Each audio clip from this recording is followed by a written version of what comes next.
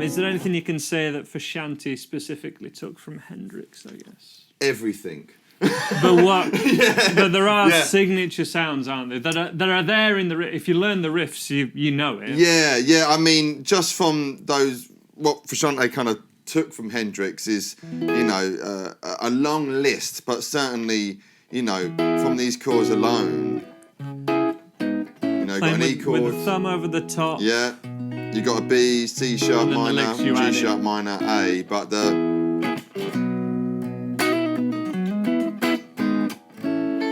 all those. Is page one Hendrix, really, isn't it? In Hendrix rhythm playing, at least, style,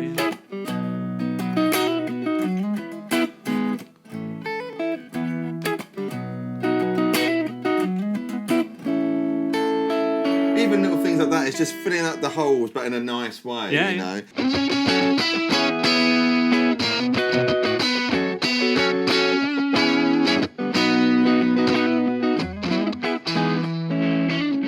If you take something like Suck My Kiss, that kind of riff rock funk kind of going on, and even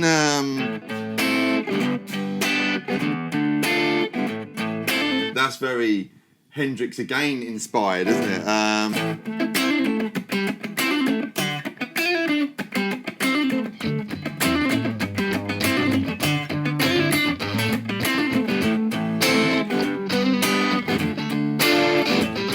Thinking of the chords in A minor, G, D minor, A.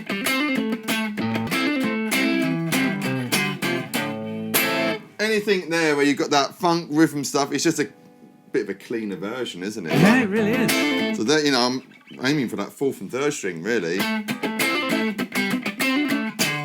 then I'm hitting that D, and then going down to that 2nd string. So if I slow that down.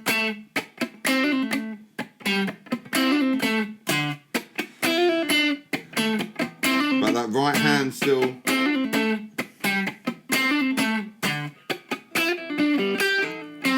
It's kind of like, what's the strumming pattern? Down, up, all the time. Yeah, right, yeah. That 16-note rhythm just is always, You could actually, good practice, you could take a pentatonic shape 1. It is well worth.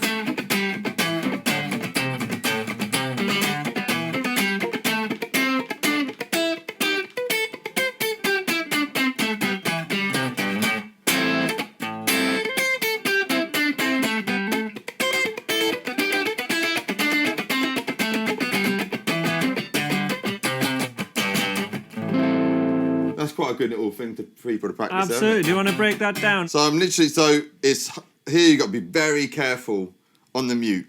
So I'm on that first, so I'm literally taking that A minor shape 1, any key of course.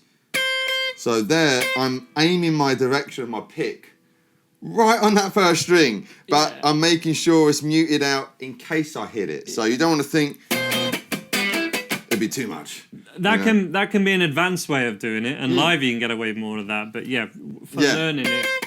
So really, I'm kind of hitting the 2nd, occasionally the 3rd string, and then I'm taking my little finger off.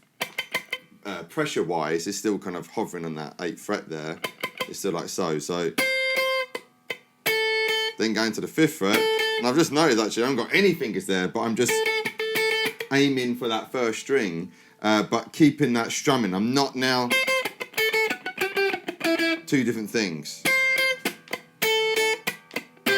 So there, on that 2nd string, 5th fret, 7th fret, 5th fret, 7th fret, 5th fret, 7th fret, 5th fret, 8th fret, and then down.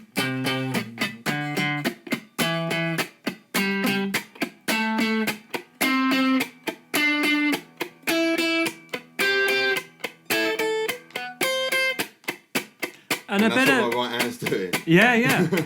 I think doing string muting, is a bit like, because you sing as well, it's a bit like remembering to breathe when you're singing. Yeah, or knowing where to breathe. Yeah. It's a bit like where to mute, because it is an instinct you'll have to develop where, like, if you hear an open string or something or a bit of noise, and you're not getting that sweet sound, just whatever's there, mute it with whatever finger's free, right? Yeah, absolutely. Because it's never the same finger or always the thumb or anything. It's always, you kind of figure it out, you know? Yeah. But that's a great way you can figure it out methodically. Yeah, but it's something you kind of know. It's one of the first scales you learn. Yeah, Then can to you do it with start music? doing different patterns. So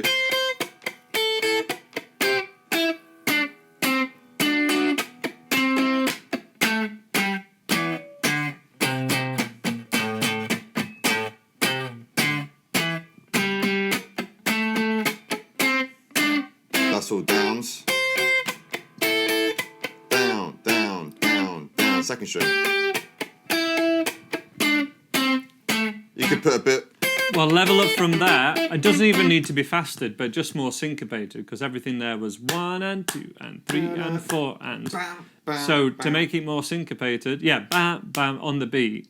Just do a similar rhythm, but a bit more on the ands. Yeah, so it'd be like.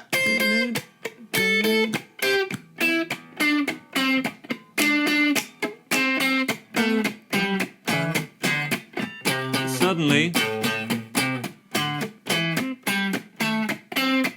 But those downs is muted, and then the ups there. Steve Cropper as well, don't it? Dun, Yeah. Dun, dun, dun, and. We've just come full circle. I think so, yeah. But just A minor pentatonic or whatever key you want to put it in, with that muting, and Try you can go different even more syncopated. It becomes a little bit Nile Rodgers. Yeah.